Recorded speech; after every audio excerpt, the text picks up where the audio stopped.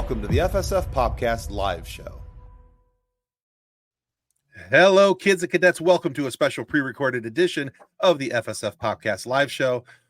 This is the show, of course, that is made by nerds for nerds. And tonight we're going to get a little nerdy. Nerdy? Yeah. Really? Don't say. We've done. I need some The pearl three of us- questions. This has never happened. Oh, bye. Yeah, you get the three of us on screen. Typically, that means we're going to have a nerdy discussion about something. And of course, tonight that discussion is about Lord of the Rings. This is part 2 of our Lord of the Rings discussion. Now, we did one, I believe, last month, and we had a really cool conversation. Well, mostly they did. I jumped in when I had a question. And that's pretty much what's going to happen tonight. Tim is the winding up the wind-up toys of Ben and John and letting them go and seeing what happens here. But we got a couple different talking points that we're going to have tonight. And this is hopefully something that we're going to do on an ongoing basis. Just kind of the three of us come back, talk about another couple points each month about Lord of the Rings, things that these guys really appreciate. And then the one of us with the lesser amount of knowledge going, oh yeah, that sounds cool. Let's talk about that. That would be me. So everybody has their role. I choose to follow mine. So I want to remind you guys that before we get into much of anything, that our show, of course, is brought to you by our show partners, as of course, Storylines. They help us do our shorts, our reels, our TikTok videos, and those things would not be as nearly as cool as they are without the help of Storylines. Of course, TCT, where fandom meets fashion, really cool place. You can get a discount on their merch if you go down into our show notes down below. If you buy stuff from TCT, use the code FSF15 and you'll get 15% off of your order. And then, of course, last but not least, certainly not least, our show partner that's been with us the longest, that's Level Up Sabers. Master Allen over there, great company, great TikTok content, and yeah, just a really cool guy to follow and everything else. But yeah, his lightsabers are guaranteed to be better than a stick. Click the link down below and buy yourself a very cool lightsaber. So, If I may interject for just a moment. of course, you may interject. So we're recording this on Saturday, right? I just got an email from Monkey Cult Coffee. They are back. Yes. Yes. So they have some coffee they're selling, Yes. but it's for a limited time while they sort out some legal issues. So if you want some cool coffee, yeah, they have it. Well, I hope they get that sorted out because I'll probably be ordering some bourbon chocolate chip coffee this weekend just to make sure that I get some. But yeah, their coffees are so good and they're an amazing company to work with, and they've been very supportive of us. I hope they get that sorted out because Monkey Cult is an amazing company to deal with, and they have tremendous coffee. And as a coffeeaholic / coffee snob, if I like it, I think everybody's pretty much going to like it. So just saying. Yeah. I'm very picky when it comes to coffee. No, good interjection. Thank you. But yeah, and then what's that? So we have the tea snob, the coffee snob. John, what are you? Bourbon snob. Yeah, I'm not even that picky then. Maybe a guitar snob. Well, guitar snob. He's more of a bourbon hoe, but I would say my mom Starting out strong, but they already know. So yeah.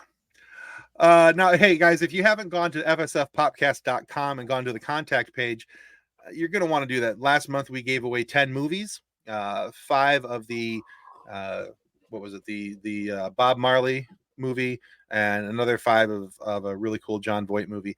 This month we have another 10 movies to give away. If you haven't signed up at fsfpopcast.com, and go to the contact link and sign up there. If you haven't done that, you can't win. And here's the cool thing. You're not just entering for this month. If you enter this month, you're automatically in August's drawing, in September's and October's, and you just keep going on and on. So yeah, you're going to want to go sign up. You'll have chances to win, not just now, but you might win something else in the future later. So it's a pretty cool deal for you. Go sign up. It'll do you good. But here's the movies that we have for the month of July for giveaway. We have this movie. It's called Hard Home. It's a brand new action-packed revenge thriller starring Simone Kessel, where a mother's high-tech home becomes a trap for her daughter's killer as they play a deadly game of cat and mouse. Buy Hard Home on digital now, rated R, from Republic Pictures.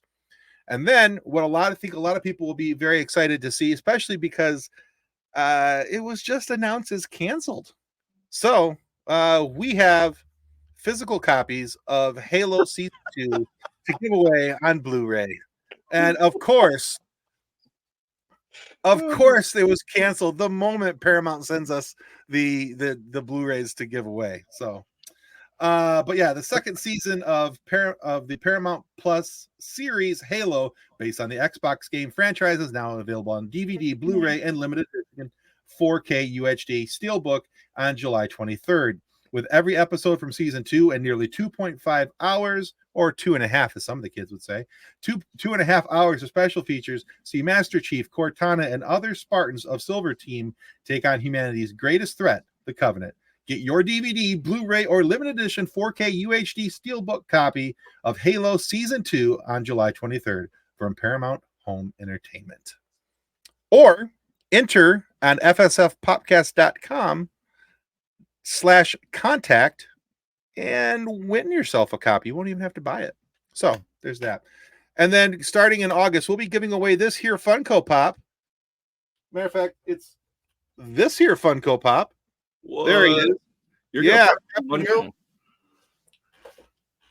I bought it specifically for giveaway. Thank you. It's it's not coming out of my personal collection. So did. Okay, but did you just buy the one, or did you buy a second to actually go into the personal collection? That's also not up for discussion. So so it's a yes. Got it. Okay. So it was one of those situations, Ben, where it was one for you, one for me, one for you, one for me. And on Monday I have an excuse for me. And on Monday I have 2 more coming in a surprise box with other things. So it'll be great. All right. So this airs. If Tim's not alive, it's because Shayna found out those 2 boxes were actually like boxes of Funkos. Boxes. Actually, crates, there's only words. It's 1 box with 5 items in it. 2 of them are Funkos. The other thing is in the box is what probably going to get me killed, but I don't want to say that just yet. And if you're watching this, honey, and holding on to the box because I haven't gotten home yet, I love you. Anyway, all right. And on that note, let's switch topics and talk about why we're here. The things that we came to talk about. Oh, because certainly wasn't Funko Pops. It was the Lord of the Rings. It was? So, all right. So tonight, it was. And we got a couple different topics to start on tonight. And I'm going to start us in on this one because the reason I'm bringing this one up as our first topic to talk about is because pre-show, John was complaining about this one being the thing that he has the biggest complaint about in all of the trilogy movies. So I want to know what his complaint is, and that's the topic of Helms Deep. All right, and go. So, on the list of things I could complain about in these movies, I mean, this is not a big complaint. It does not prevent me from enjoying the movies at all. But Tim's hiding. Okay, that's a good sign. The whole point of the story, at a certain level, is that the elves just don't care anymore. They're done. Mm-hmm. They're going home. Yeah, Frodo. Frodo's there somewhere. He's off doing his own thing. But the elves are leaving. They're leaving humans, men, to deal with all of this on their own. Mm-hmm. So in the book, there are no elves, except Legolas, at the Battle of Helm's Deep. There's a crap load of elves at Helm's Deep in the movie. Exactly. I understand why. So my whole thing is it's supposed to be like, it's giving hope in a dark time. Yeah. And I can see that. I get it. It makes a lot of sense. But at the same time, I also like how in the books, it was very much just like, we're on our own. Yeah. There's also a lot of other things with the movies Helm's Deep that I wish they put in. Mm-hmm. I need the extended edition. We've had one extended edition, yes. What about a second? I am totally fine to watch, like, there was a meme going around where it's like, if you think I'm going to sit down and watch a 13-hour-long movie just because it's perfectly accurate to the book, you are 100% right. Where's the popcorn? Yep. I'd do that. Yep, just give me, the bag and the dignity bag. I don't even care about the dignity bag. 12 hours later of 12 hours later of Tolkien describing what color the sky was as it went over Frodo's head. So, Well, if we could make 3 movies out of The Hobbit, we could definitely extend. Look, they didn't make 3 movies out of The Hobbit. They ruined a perfectly good book. Battle of Five Armies. Yeah, I mean, because in the book, he gets knocked out and then wakes up. He doesn't know what happened. Yeah, it's just the end. Didn't we talk about this before? It seems like we did. It's a potential. Battle of Five Armies comes up. I have no memory of this place. Yeah. Thank you. But my thing specifically with the movies with Helm's Deep is 2 main points. One thing that happened in the books and one that happened in the movie that somehow neither got into the show, or into the movie, I mean. The glittering caves. Oh, at the point when they destroy the wall and the orcs are charging in and all this other stuff, Gimli is basically forced back with a group of men, and they hide in the cave network. They do mention it, and they do show it a little bit in the movie, but there was a fight in there. Yeah. To the point where Gimli saw the cave at the end of the battle and wanted to live there. Just everything about it. But then same thing, cave system with Arwen. No, Éowyn. My bad. This is one of those things that Tolkien does where it's like, yeah, they're close. But Éowyn, sorry. With Éowyn, in the movie, they film an entire scene where orcs get in and she's fighting them back to save people. Yeah. That would have been great. Yeah. Éowyn, she's the one who had the hots for Aragorn, right? Yes, who couldn't I mean, both of those are technically correct. Arwen, Éowyn, both having the hots for Aragorn. Well, yeah. Just making sure that she's the human. Yeah. I am no man. That one. Yeah. Yes. Yeah. Okay. Still an awesome character. Oh, it is fantastic, and they did such a great job in the movie too. Yeah. I thought she was very well cast. Yeah. It is funny.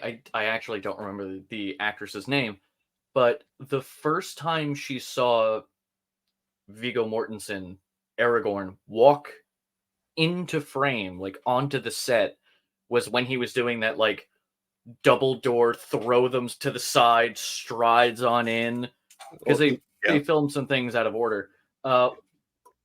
And her character was supposed to immediately fall in love with his character, and she went, "No, I get it."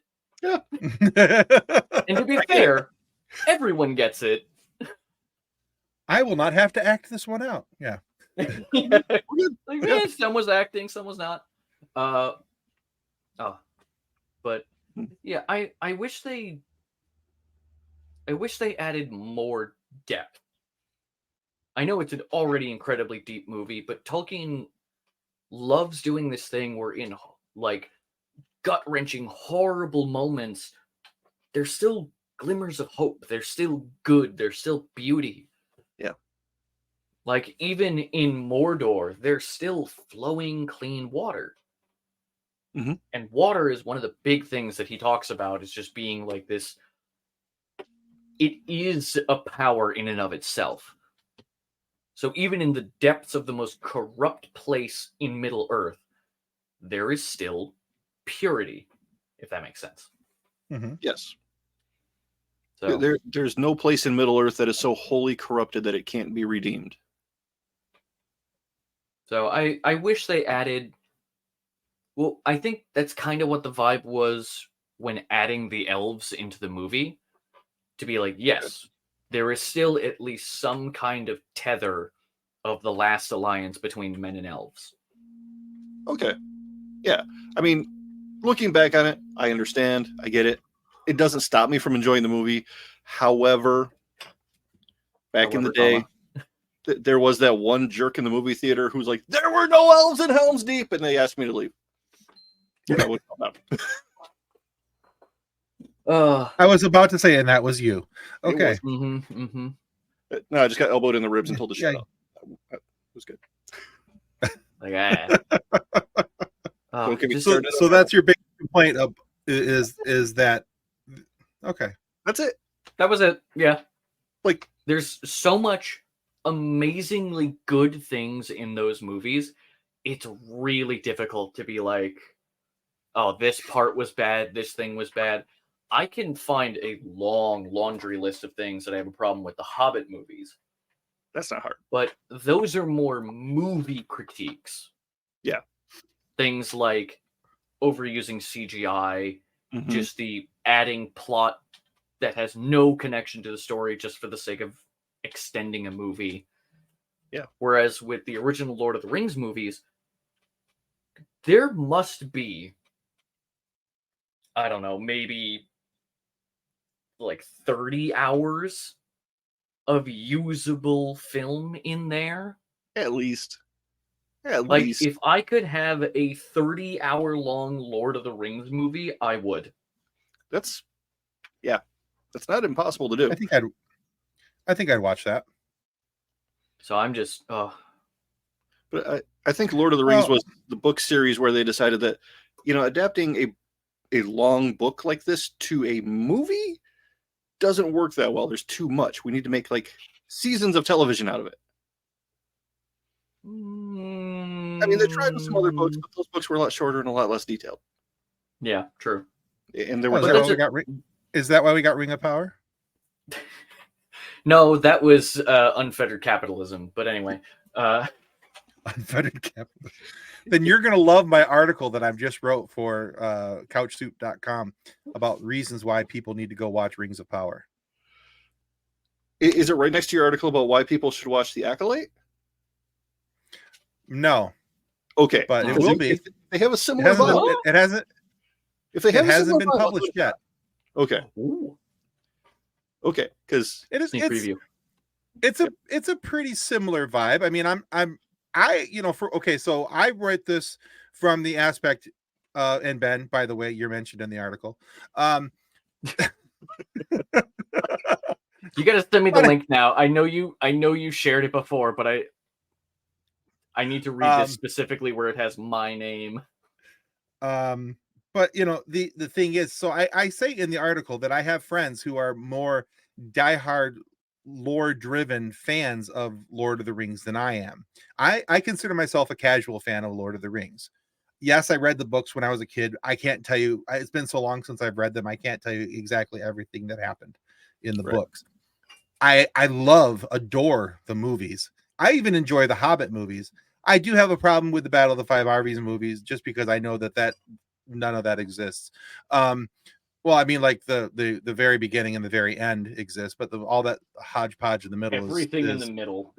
yeah, is cumbersome and problematic. But for me, I like the Ring of, and this isn't on the topic that we were going to be talking about tonight, but I enjoy the Rings of Power as a casual fan. And at being a casual fan, I present it in that way. Here's 3 reasons why you should go back and watch it as from the viewpoint of a casual fan.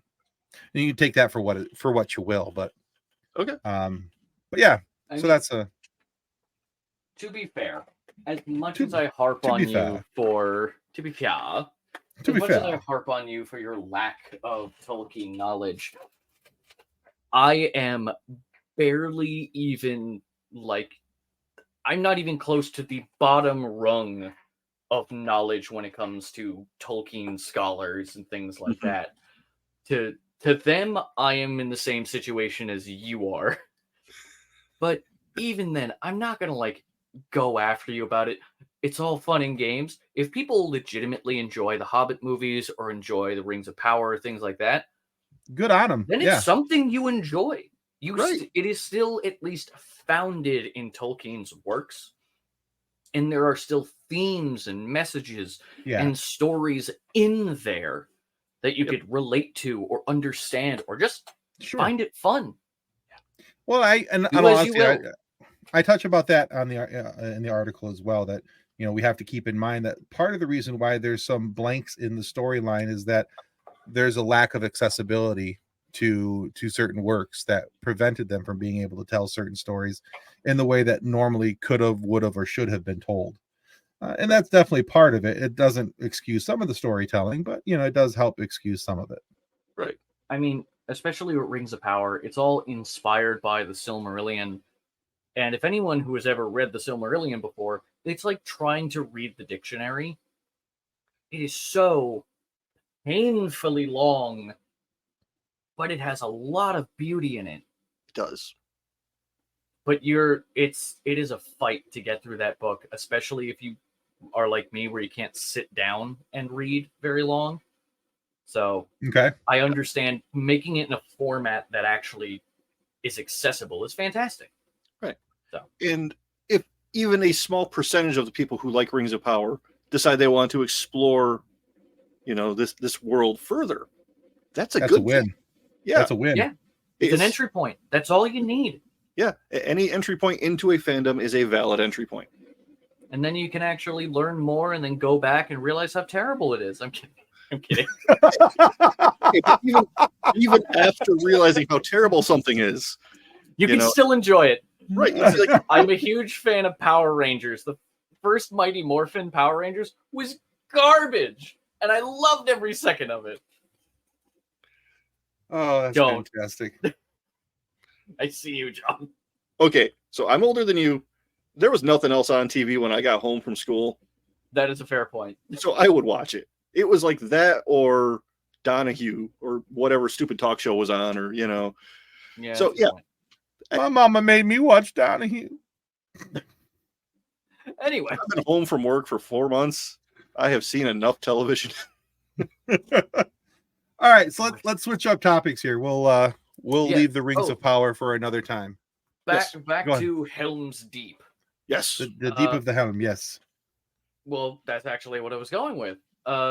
It is named after one of the kings of Rohan, Helm, more specifically Helm Hammerhand, and he got that name because when fighting the Dunlendings, God, I can't. It's a tongue twister. Easy for Basically, you to say. Dunland was an enemy nation a little bit north of Rohan, and the king of the time, Helm, to instill fear, would creep into the enemy camp and kill them with his bare hands. He would effectively just walk up behind, just boop, and you're dead. So that's how he got Hammerhand as a name. Yeah. Which Seems is effective. terrifying. And Helm's Deep was originally a base, an outpost, or whatever of these enemy troops, of this enemy nation to the north. So, yeah. And then eventually, in times of great panic and tragedy, the people of Rohan would retreat to Helm's Deep. So, yeah. It works out. Yeah, it does. Although there's something to be said about the, strategy of backing yourself into a corner. Even if it's well fortified, you're still in corner. That is true.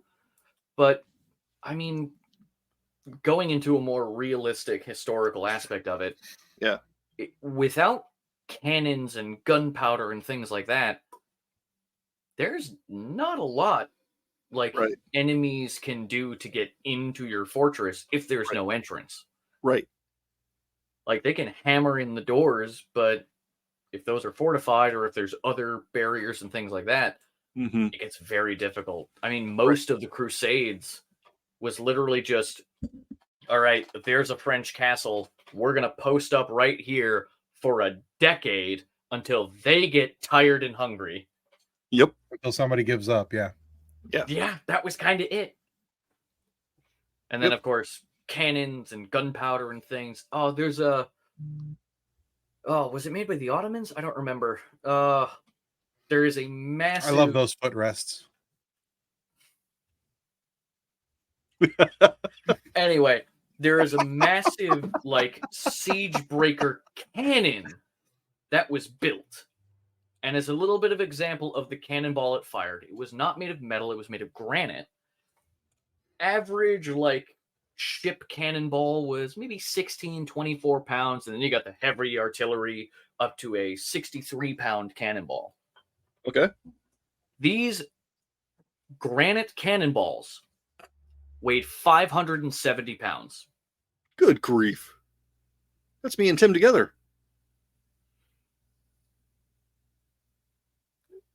I don't know how accurate that is. But anyway. I don't know how I feel about that statement. Yeah, I don't know if that was a jab at yourself, a jab at Tim, or... No, it's just math. I'm doing the math on like how much I weigh. Tim's that much bigger than me because, you know. But yeah, he's bigger than me. This military force would effectively just fire one of those cannons at a wall and just obliterate it. Yeah. Which is kind of sort of what the orcs did during Helm's Deep, except they walked it there. Right. Yeah, because pre-gunpowder siege fortifications, you know, the walls and everything, they weren't built to resist cannon fire. Walls changed after cannons were developed. So yeah, I'm sure the rebuilding of Helm's Deep probably took that into consideration. Oh, definitely. But it's still very interesting to think about, especially since Helm's Deep is effectively set in this little alcove with gigantic mountains behind it. So it's a natural barrier, and all the enemies are funneled into this small little space. So it's just, all right, you're welcome to come in, but we're going to keep shooting you at the entrance until you get tired. Yeah. Yeah, eventually they're going to run out of troops, or the troops will get demoralized. Or just no one will give up. Yeah. So, fun little thing with that. Oh, yeah. Historical accuracy. Yep. But big quotations around that. What? What'd you say? I said big quotations around historical accuracy. Well, you know, for Middle Earth, it's historically accurate. Well, that's another thing. I think I mentioned it before. Middle Earth was supposed to be, or at least the Lord of the Rings universe per se, was supposed to be kind of a mythological Europe or England, for that matter. Yes. Tolkien looked back on all these places and all these histories and mythologies. You had like the Norse gods, you had Greeks, you had Romans, you had all these like wonderful cultures with a myth of how they were before. There wasn't really one like that for England, or at least not for English people. Okay. And Tolkien was just like, I'm going to make my own. Yeah. He even states that he did not write The Lord of the Rings. He translated it from the Red Book of Westmarch, which is Bilbo's book. Yes. All of the events of The Hobbit, The Lord of the Rings, the Silmarillion, all the little stories and bits like that were all written down by Bilbo or Frodo into that Red Book. Right. Which I find amazing. And the fact that Elijah Wood has that book. Yeah. He knows that Bilbo and Frodo weren't real people, right? Oh, he knows, but he likes to make the joke about it. It's also, that's not their names. Those are the translations of their names. Those are the translations. It's like in the Bible. Bible. Let me see if I can find their actual names. It's like if you go to the original languages that, you know, any Middle Eastern holy book was written in, their names are not Aaron and John and Matthew and Timothy. They're... I'm not good at those languages, so I'm not going to try out of respect. I was waiting for that one. I'm like, I can't wait to hear it. Oh, here we go. Okay, so Peregrine, oh boy, or Pippin, was Razenar or Razenar. Meriadoc was Calamac. I think Frodo just comes out to like Moira. Really? Where's Sam's? Hang on.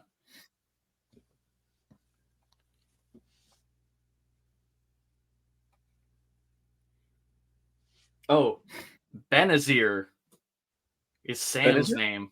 Benazir. And then Bilbo Baggins was Bilba. I don't know why they just changed that one, but either way. And I would say that one's the closest out of all of them. Let's take off the A, put on an O, everything will be fine. Let's move along. It's also kind of funny because for the first couple drafts of The Hobbit, Bilbo's name was actually Bongo. Mhm. Really? I'm actually really forgot glad that. you changed that. I don't know. Same thing with Aragorn. Strider in the beginning was called Trotter. And there was an interesting event that happened at a pub that Tolkien went to. I'm probably going to butcher the story on it, but he marked it down and he wrote to his son about it and said it was just like out of my book, with this person he referred to as Trotter sitting in the corner with their pipe, hat tucked a little low so you couldn't see the face, but you could see bright eyes just peering underneath.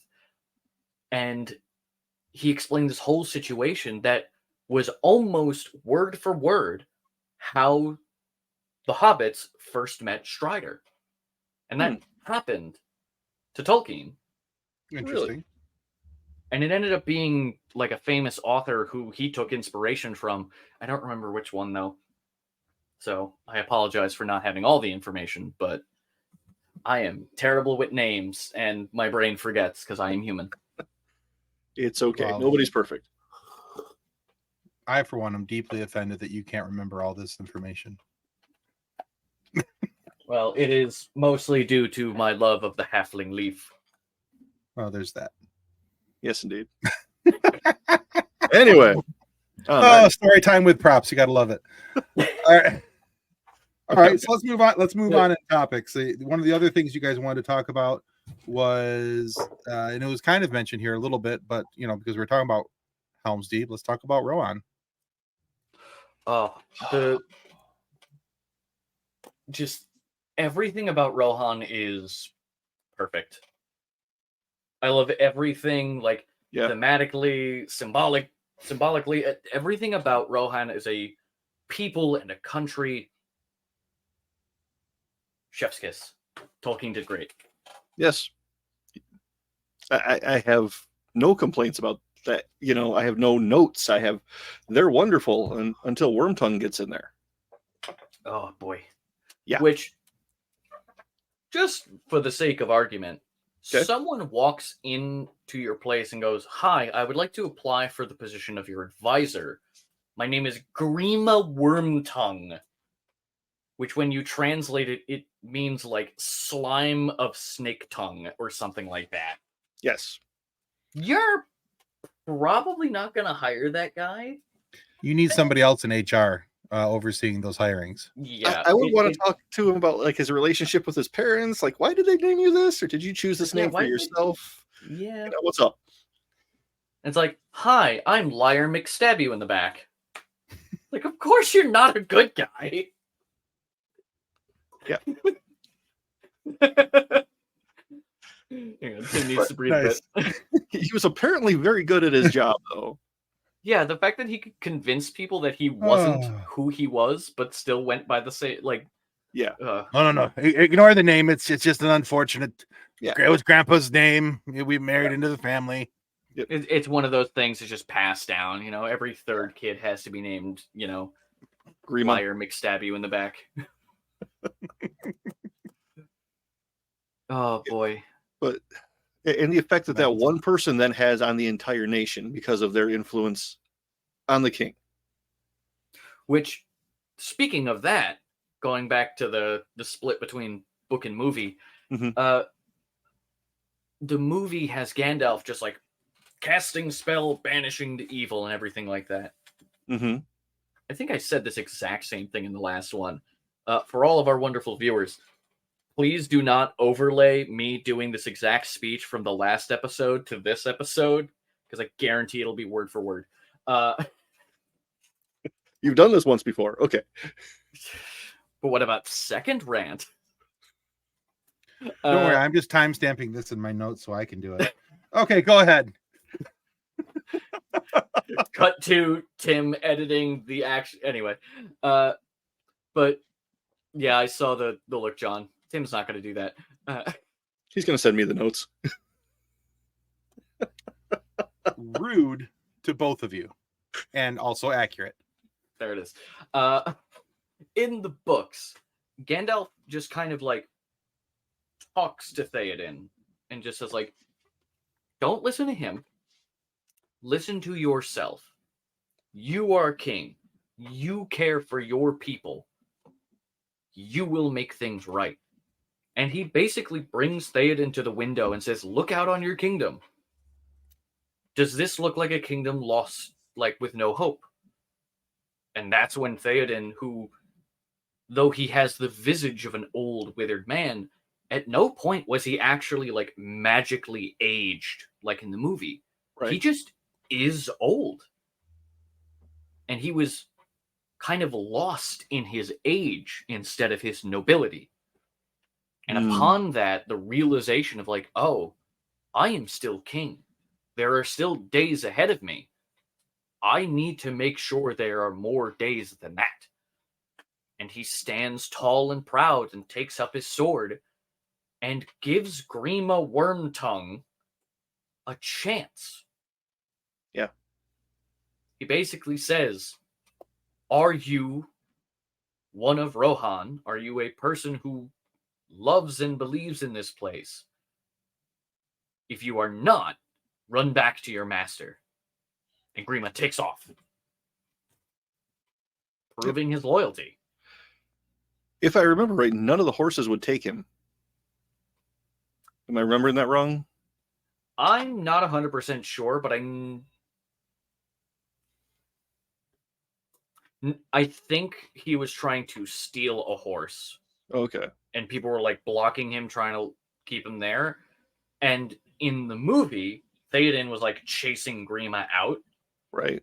In the book, Theoden basically tells people, like, nope, give him a horse. Let him go. Yep. Okay. Let him leave. He chose this. Okay. But he ends up dying in the end anyway. Yeah. During the...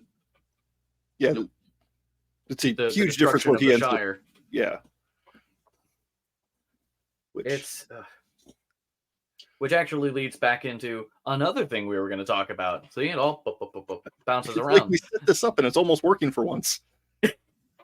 But Grima in the books, during the Scourge of the Shire, where Saruman, now called Sharky, is just destroying everything the hobbits held dear because he lost. Yep. And he is a sore loser.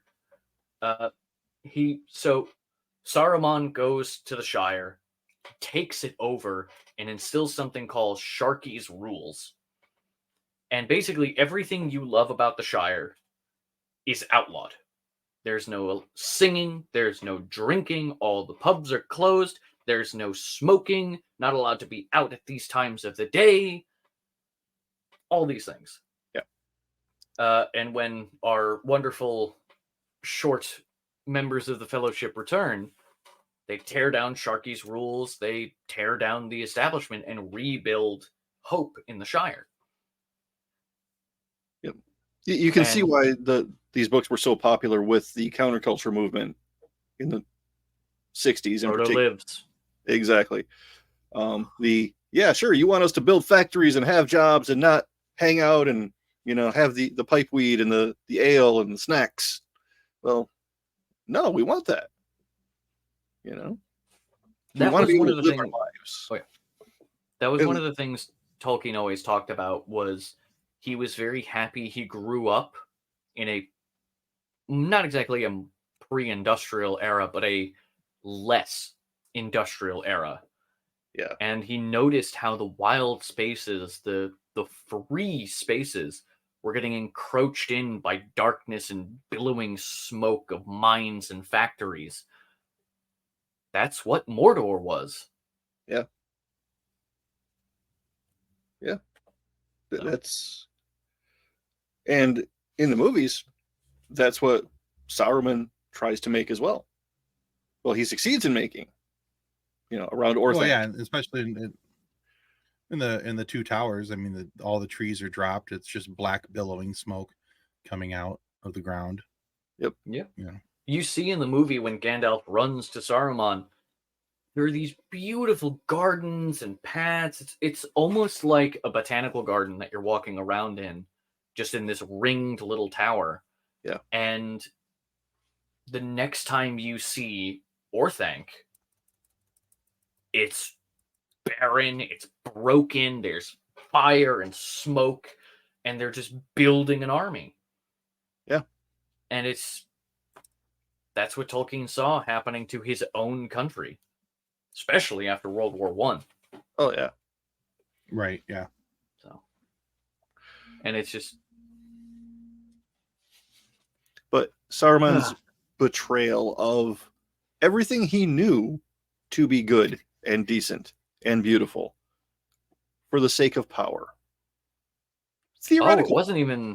it wasn't even for the sake of power. It was for the sake of pride. Because he was removed as the white. No. No. Because he was not supposed to be Saruman the White. It was supposed to be Gandalf the White. Gandalf did not choose to be the leader of the wizards. He also didn't. He specifically was supposed to be the leader of the White Council, the one between Lothlorien, Rivendell, and obviously the wizards trying to fight back the darkness. Gandalf didn't want that position, so they gave it to Saruman. Oh, okay. It was all about pride and jealousy. Everything Saruman did was to be better than Gandalf, but all he was doing was being worse.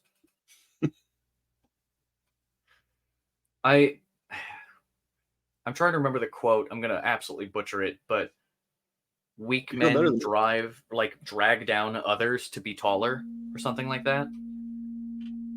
Something like that, yeah. It's kind of like the crab bucket mentality. Oh, you're trying to climb out, I'm going to pull you down. Nobody gets out if I don't get up. That is just one of those things of like Saruman did everything in his power to seem noble and powerful through grandiose deeds or deep knowledge, but he was never there. Nope. Gandalf was there. When things started to go wrong, Gandalf was there to make it better. Saruman did not try and kick Smaug out of Erebor. He thought that was below him. He thought that was not necessary. The dwarves will just deal with it. Well, Gandalf was there. Gandalf met Thorin. Gandalf set up the adventure to the Lonely Mountain. Yeah. And of course, he needed one more. My phone's going off now. Stop. Sorry. I had an alarm going off. It happens. But yeah, he had one more role to fill, and that was the burglar, and that was Bilbo Baggins. Thus unintentionally traumatizing an entire family. Was it unintentional? Really? I'm talking about the ring. I'm not talking about the Lonely Mountain. Oh, okay. All right. Yeah, the ring was unintentional. Yeah. Although that worked out wonderfully in the grand scheme of things. See, it's interesting. This part is interesting to me though, because I had the same perception that John did, that he was in a pursuit of power. Not until this conversation have I ever looked at anything that Saruman did as a pursuit of stroking his own ego for pride. And I always just saw him as somebody who was power hungry and was trying to get more and more power through everything he did, only to eventually lose, which I also see that allegory too, because if you look at the world around us, when somebody's striving for ultimate power and they're stepping on the heads of this person, the head on that person, climbing up over the shoulders of all these other people, eventually there's the pride before the fall. There's all the pride leading up to that, and there's the power hungry, and then eventually they're going to crash, they're going to crumble. And that was always the allegory that I saw with Saruman. So this is kind of interesting to me to see the pride aspect of it, I guess, come in a little bit. Well, from the aspect of the movies, that's where it seems to be coming from, is just a search for power, to be the Lord of the Rings and things like that, to be this powerful wizard. But in the books, he gives more context to it, to where when Gandalf shows up, he refers to him as Saruman the White, and Saruman is like, the White, well, Gandalf the Grey, just as like you're below me. even though True. they're not. And in the books, Saruman starts calling himself Saruman the Many-Colored, having a rainbow, like, opalescent kind of cloak and all this other stuff, trying to seem more than he is. He's peacocking. That's it. It's just, look at me, I'm big, I'm important. He's jealous and just a sad person. And there's also, it is fine to have pride. Oh, for sure. But with humility. In this, the way that I kind of explain it is pride is steel for a sword. If you do not heat treat it, if you do not let it bend, doesn't matter how sharp you are. The moment you hit, you crumble. Fair. Yeah, that's Good, great good illustration. analogy. Yeah, great analogy. I might have said it completely botched, but you know. No, but I think anybody who heard it understood what you were getting at. I did. Yeah, I understood it. So if It's you can just get me one to of understand it, Ben, I mean, we're already halfway there. So It's like when you message me for how do I do this in DaVinci to edit the video, and I just send you a YouTube video. Mm-hmm. you know how Mm-hmm. I'm both happy that you send me those YouTube videos, but I'm also annoyed. I'm like, he knew the answer that quickly. This pisses me off. So anyway. Oh, The answer speaking to- of. Yeah. Oh, Go ahead. sorry. Go on. Oh, just the answer to most of my problems seem to be where can I find the YouTube video to fix this? Install my water heater, replace my alternator, whatever. Edit a video. I can learn it on YouTube for free. Mm-hmm. I know lots of The stuff. YouTube- I'm not good at any of them. The YouTube channel Dad How Do I is fantastic. Yeah. Oh yeah. Yeah. Also, to learn a lot of stuff, Skill Tree on YouTube.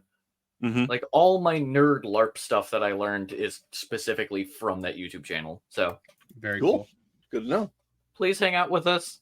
And now Anyway. look, we are doing the same thing with Lord of the Rings. We're educating, teaching people about Lord of the Rings. And some of that is through the things that we don't remember or didn't know in the first place that Ben is reminding us of. Absolutely. I have a lot of completely useless knowledge. If I were to bring this to like a party, people would tell me to leave.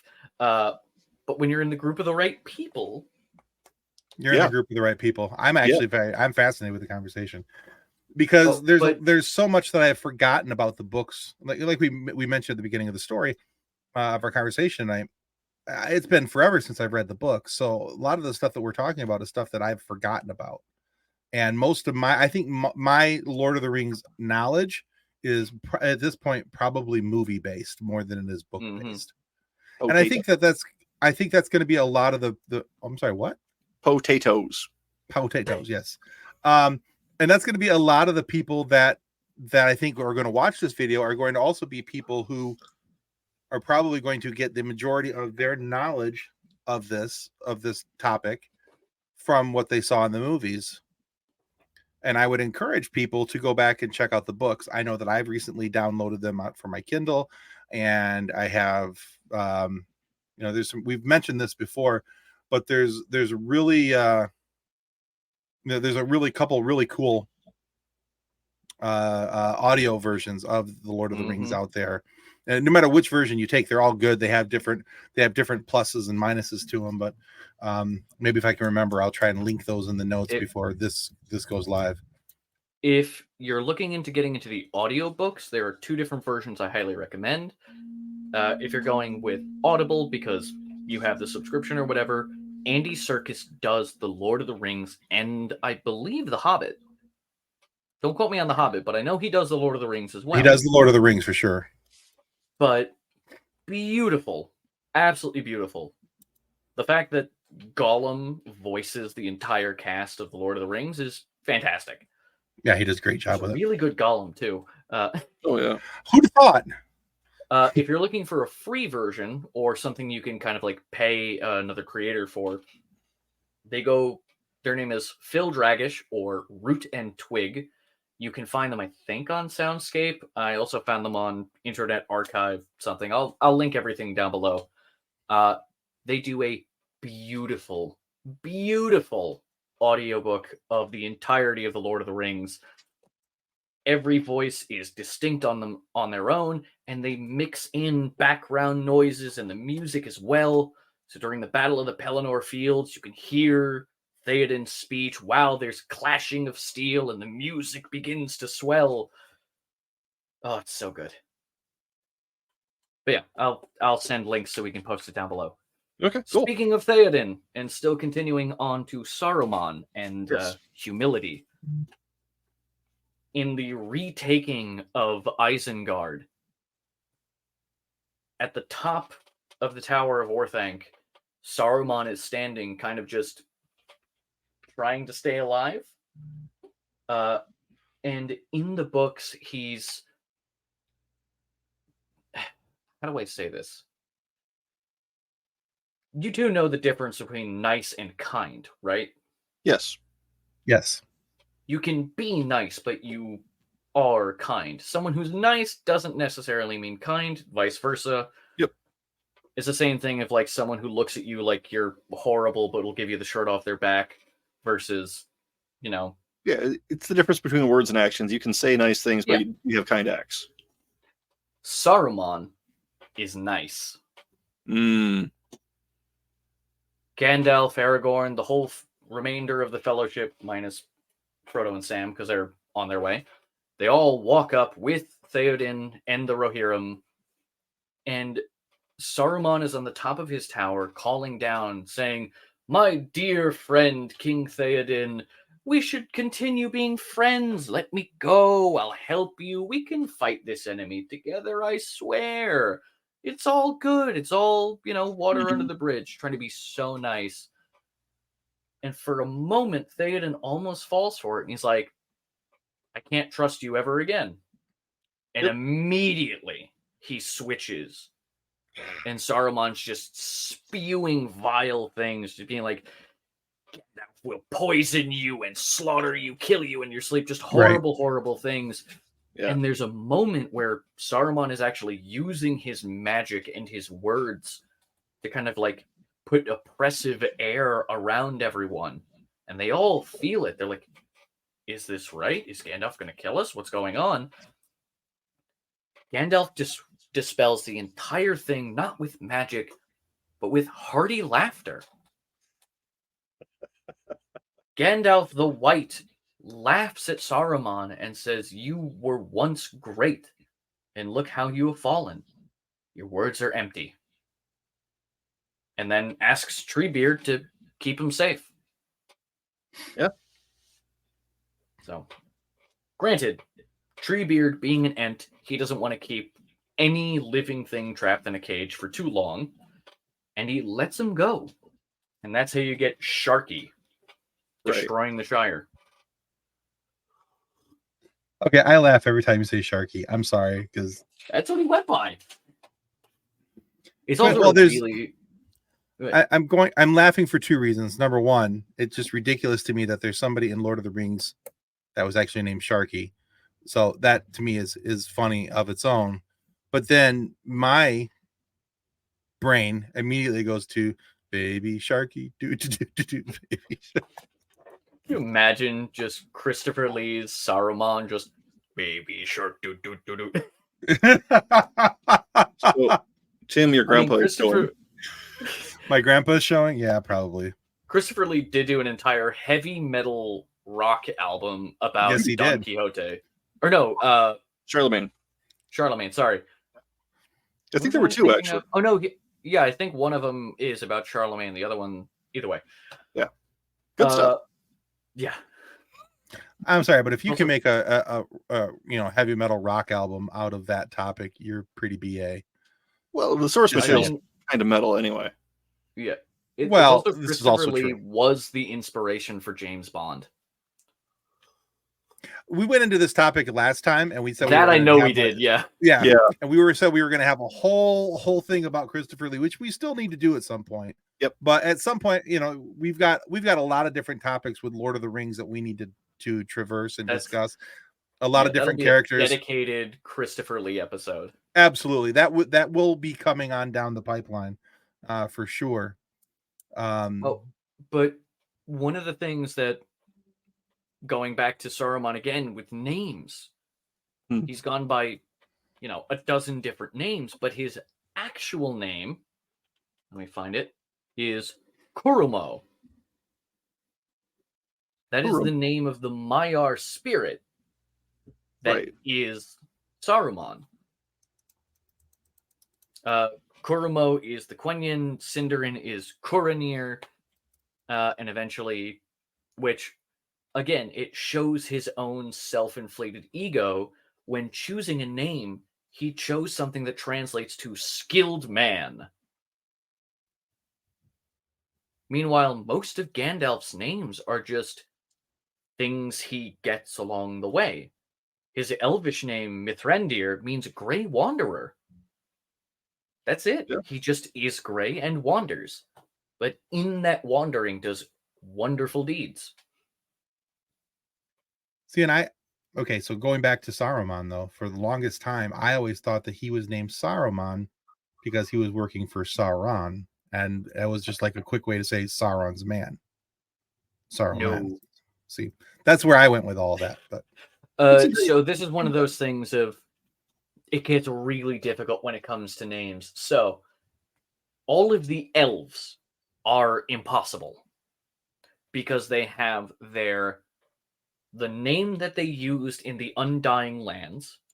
They have their what is called a mother name, a father name, and then a chosen name.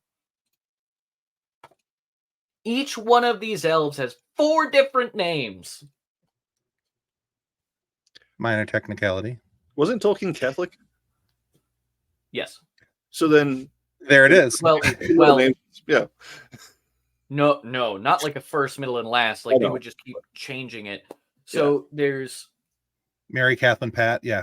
So I'm trying to remember which way. I think Quenya was first, and then eventually refined to Sindarin. But those are effectively 2 different dialects of the same language. Some words interchange, but others are not the same. Right. But then, of course, there's Westerin, which is the language of men. The dwarves have their own language, but they don't teach it to anybody. Ooh. Very secretive people. I think the hobbits are the only ones that don't have their own language that I can remember. There might be something about that. I don't remember there being one either. It was just whatever the just the common language. Yeah, I have to figure that out. Right. But yeah, for when it comes to the names, Sauron, again, back to that wonky elvish to non-elvish, it's the way it is spelt that changes.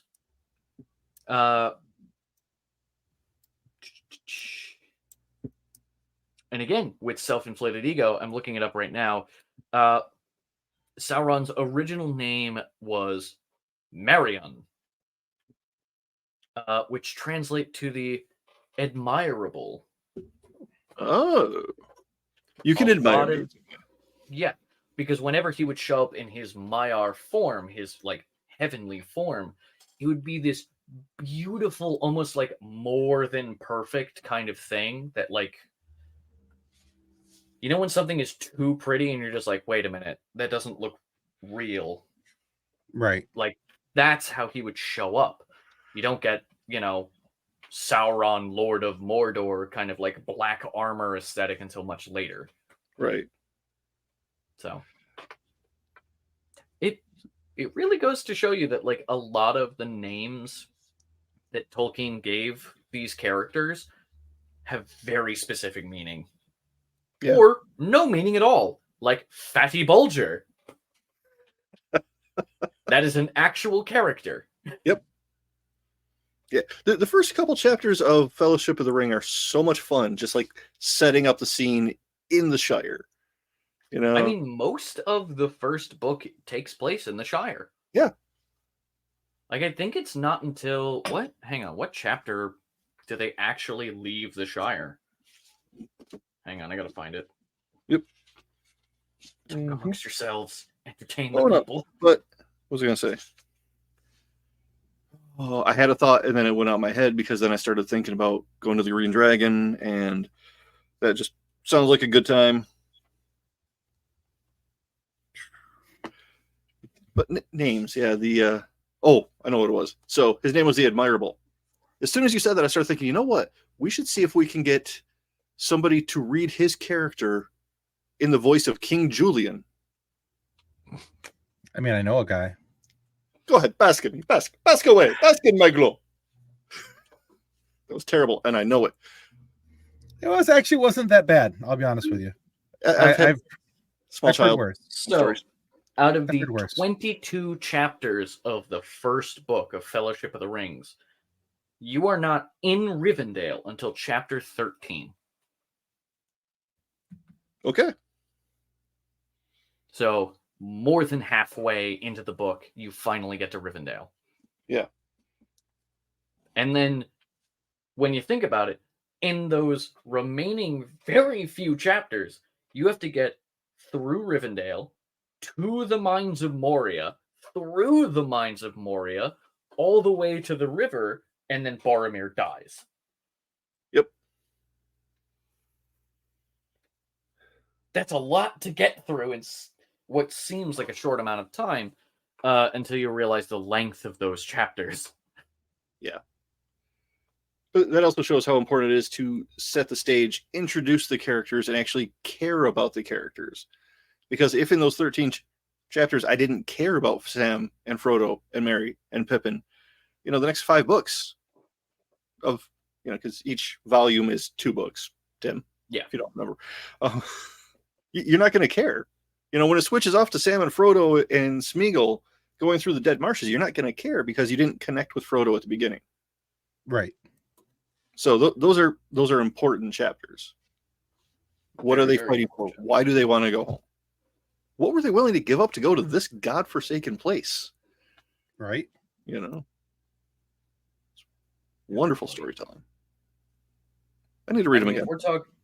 If we're going to talk wonderful storytelling, just the speech of the Battle of the Pelennor Fields that Theoden gives, just that whole... There's a major difference between the movie Theoden and book Theoden. In the movie, it's a redemption arc. He's failed as a king. His son has died, and he's trying to do what he can to keep his people alive and still stand proud. Right. But then you have moments where he's overcompensating, and that's when he gets Aragorn saying, hey, let's ride out to Gondor and save them. And he goes, no, we're going to Helm's Deep. Last I checked, Theoden was king.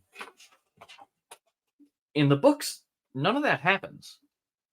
There is definitely advising, being like, hey, maybe we should just go help Gondor. And he's like, I don't know yet. A major difference between the two things. The movie have the beacons. The beacons are lit. Gondor calls for aid. Right. There are no beacons in the book. It is the red arrow. That is what calls you to war. And it wasn't until after Helm's Deep that Gondor sends the red arrow. I don't even know if it was actually at the request of Denethor. I don't remember. I have to look that up. But in the books with Theoden, he still understands and accepts that his line is ending, that him as king will fall, whether due to age or to battle. And when they roll up on the Pelennor Fields completely uncontested, they found secret paths through woodlands to get to kind of the flank of the invading army.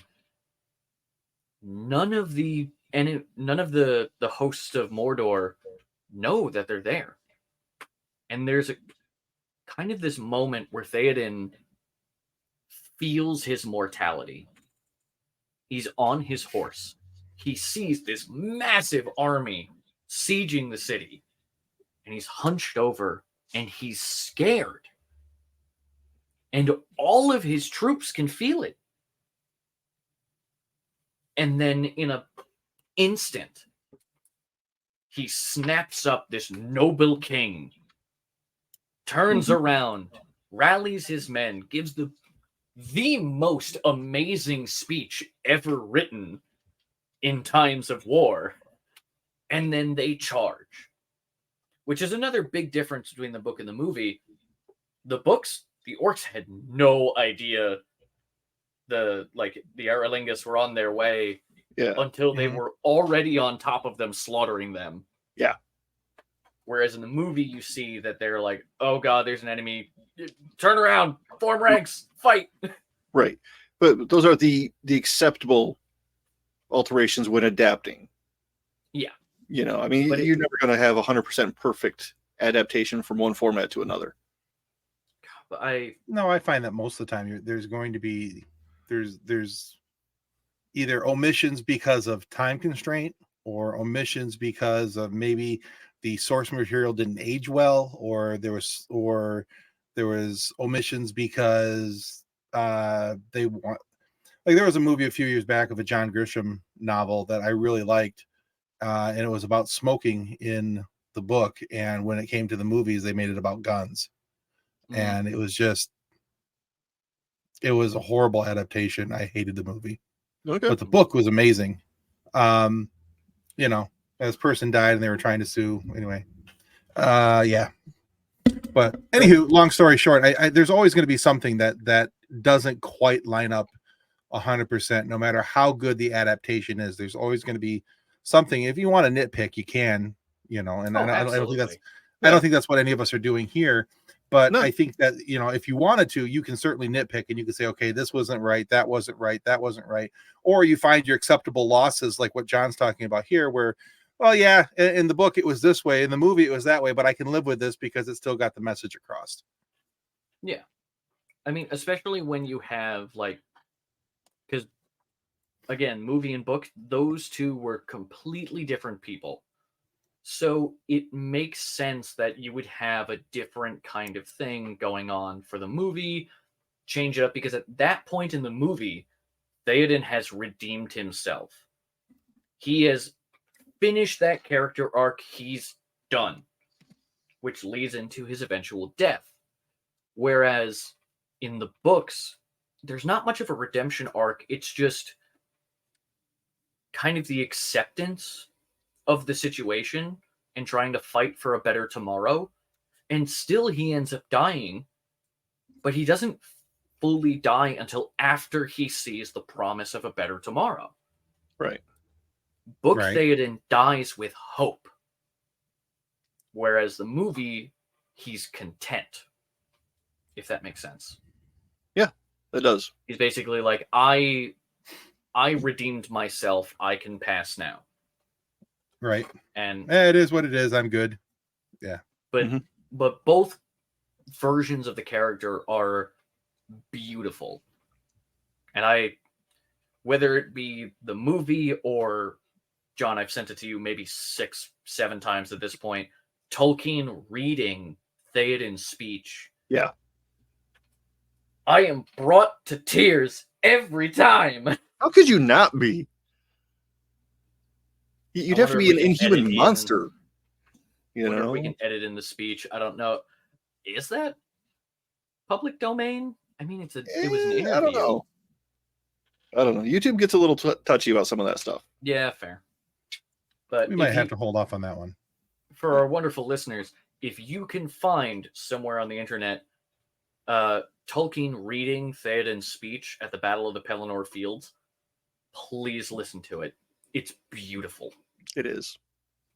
Because just reading the words, it definitely brings emotion. Seeing it from the movie brings tons of emotion.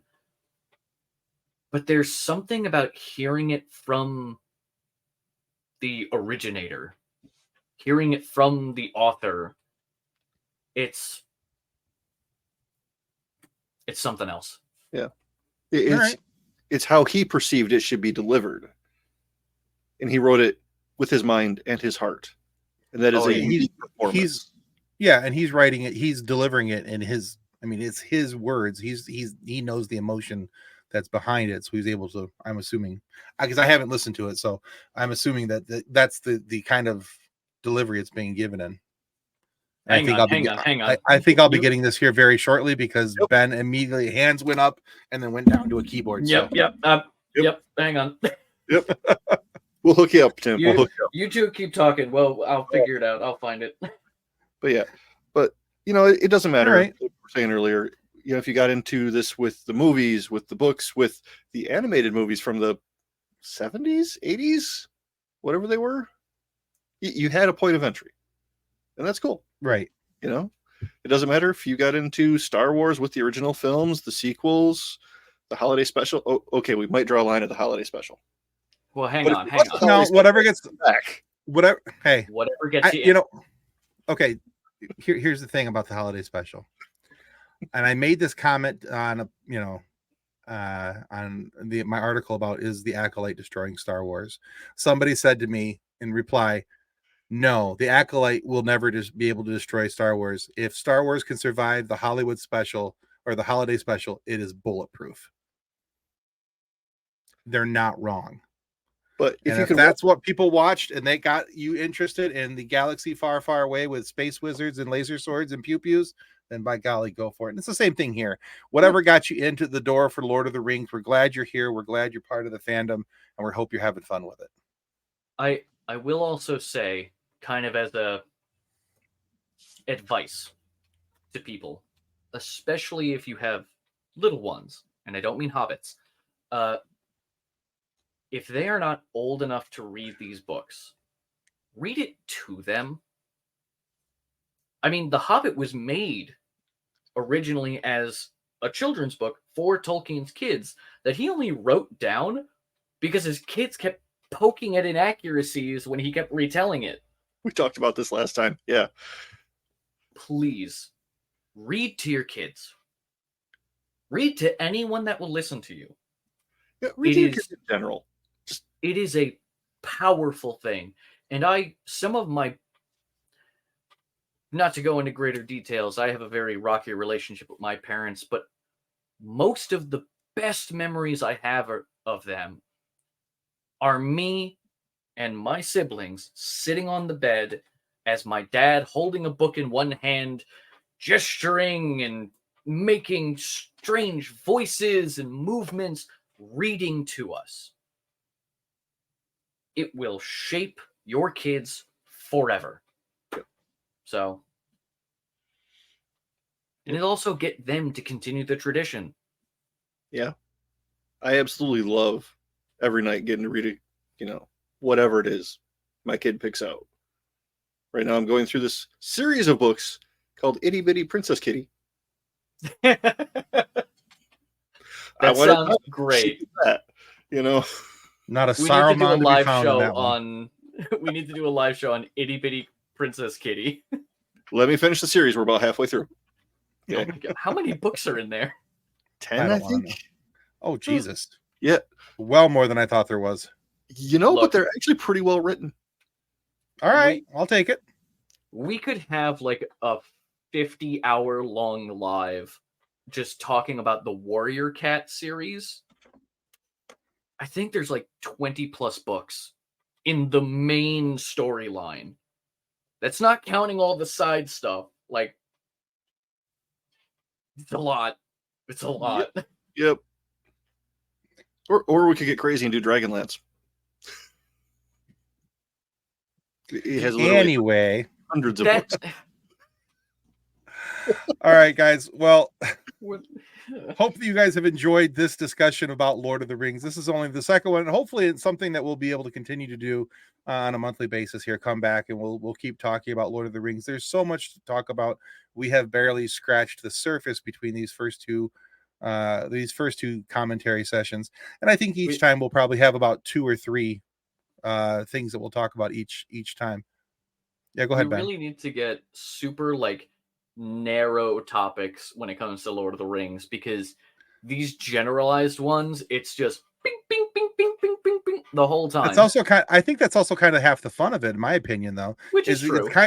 It's kind of neat to see how, you know, the three topics we picked tonight: Helms Deep, Saruman, and the Rohan. The you know, it's a little bit of the guy in the you know, single apartment with red lines all over the room, and how this one goes to that one, and this one goes to that one, and it's a little bit of that, but it's also a lot of fun. It's all connected. Yeah, exactly. I mean, I would love to hear. Just comment down below. What do you want the next couple topics to be about? Absolutely. Because I could go on about Lord of the Rings forever. Someone's got to narrow the focus in, or I will just go. Okay, so if we want to give Tim even footing on this, potato recipes. I already send for our wonderful listeners. The background of this is I gave a too long didn't read history on potatoes in Europe. And so Tim now knows that potatoes are not native to Ireland. Still real to me, damn it. Nobody's still Irish to me, damn it. They could still be Irish to you, but anyway, yeah, if you guys have topics that you guys want us to talk about Lord of the Rings, let us know in the comment section. And this is pre-recorded, but we will come back and we will check the comments. We'll respond to the comments, all that kind of stuff.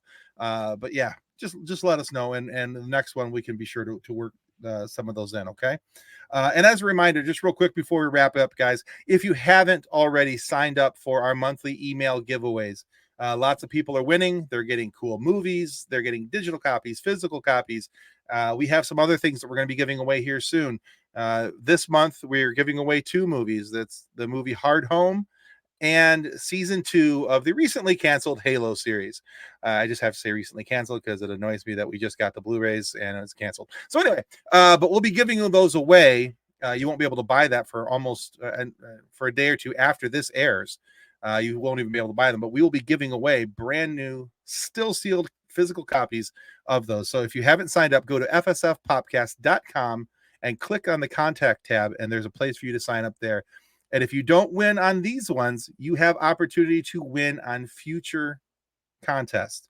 Your name always stays in the drawing, and every month we just we just pull up random email numbers and kind of go from there. And when I say email numbers, I mean your name is assigned, your email address is assigned a number when we put it into our system. So that's an email number your to age, me. Tim. Because I said email number. Mm-hmm. Okay. Well, there's worse things. On the spreadsheet, there's worse. Yeah.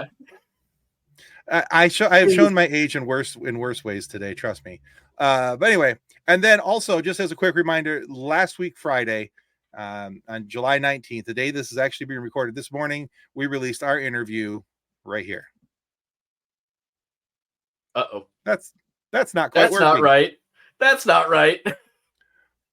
That didn't work. Hang on a minute, everyone. Technical difficulties. Technical difficulty. Tim's going to figure out how to edit this out. Oh, you know why? Okay, now Tim's going to leave that in because Tim's an idiot and put it in the wrong spot. And when things get put into the wrong spot, they end up like a photograph in the background instead of a video that overtakes the entirety of the screen.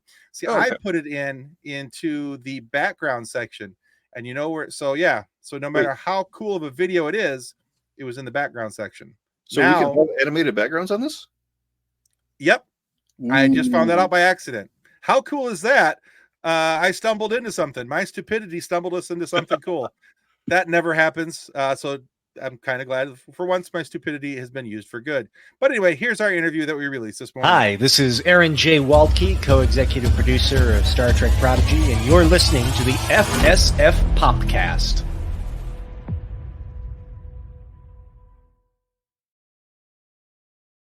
So that aired this morning. If you're a Star Trek fan, if you love Prodigy, go watch it on Netflix. If you want to see a season 3, that's your best chances to go watch it. Keep watching it. Pump those numbers up. Let Netflix see that people love this series, and you'll be more than likely to get a season 3. But anyway, we talk about all that kind of stuff on there. It's a really cool interview. Go check it out. Any final notes before we jump off, boys? I don't think so. So many. No? So Okay. many. That's the thing. There's so many. It's like you can't even get started. That's a whole nother. That's a whole nother. That's a whole nother live. That's show a whole in other itself. episode. And well, then on that note, live long and proper. Okay, bye. Copyright 2024 FSF PopCast. Reference to any specific product or entity mentioned on this podcast does not constitute an endorsement or recommendation by FSF PopCast. The views expressed by guests are their own, and their appearance on the program does not imply an endorsement of them or any entity they represent. If you have any questions about this disclaimer, please contact us via email at info@fsfpopcast.com.